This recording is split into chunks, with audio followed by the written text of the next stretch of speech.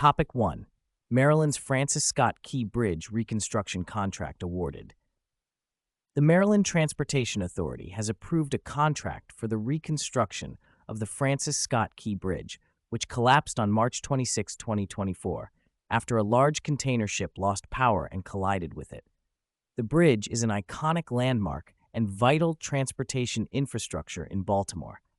The reconstruction project is scheduled for completion in 2028 with an estimated cost of $1.7 billion and plans to significantly enhance pier protection to better defend against future ship collisions.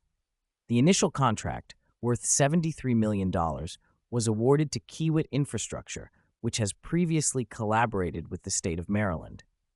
The new bridge will be built slightly higher than the original, and the collapse resulted in the deaths of 6 road workers and the closure of the Baltimore harbor for several months.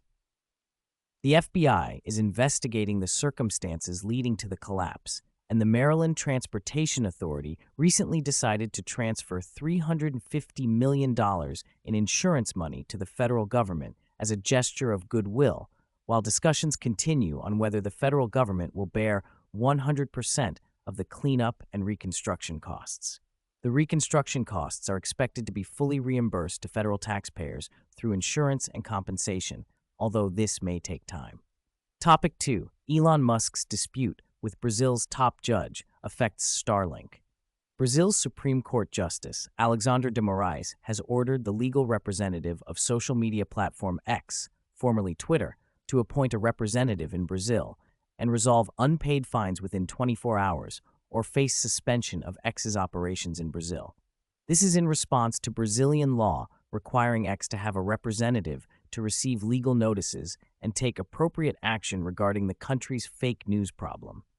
Elon Musk criticized Justice Moraes as a dictator and strongly opposed measures such as freezing the finances of his company X and SpaceX's subsidiary Starlink. Musk claims Moraes' demands are illegal and has announced legal action in response. Musk also announced that X had to lay off employees and halt operations in Brazil. The conflict is part of a debate over free expression and fake news in Brazil, stirring support among Brazil's political right and Musk's followers. Topic 3. Vice President Harris on debate rules, border, and climate issues. Topic 4. Federal Reserve's Inflation Indicator Report may signal rate cuts.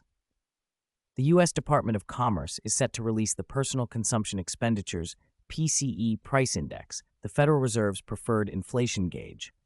The PCE index for July is expected to show a 0.2% increase from the previous month and a 2.5% rise on an annual basis. This data could influence the Fed's interest rate decision scheduled for September.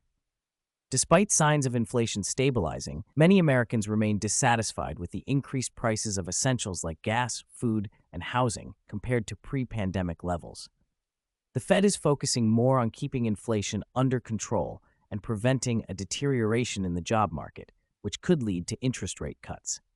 The current benchmark interest rate is between 5.25% and 5.5%. Additionally, U.S. consumers are increasing their spending as incomes rise slightly, supporting ongoing economic growth. Topic 5. Boar's Head plant and listeria outbreak, health concerns. Topic 6. Vice President Harris suggests tax on unrealized stock gains for the ultra-wealthy. Vice President Kamala Harris supports the Biden administration's plan to introduce a tax on unrealized capital gains, applicable only to the ultra-wealthy with a net worth of at least $100 million, approximately 10,660 individuals in the U.S. The plan proposes taxing the increased value of stocks even if they are not sold, a tax that does not currently exist. Conservatives and Trump supporters criticize this as socialism or communism. President Biden calls it the billionaire minimum income tax, arguing that the proposal is not only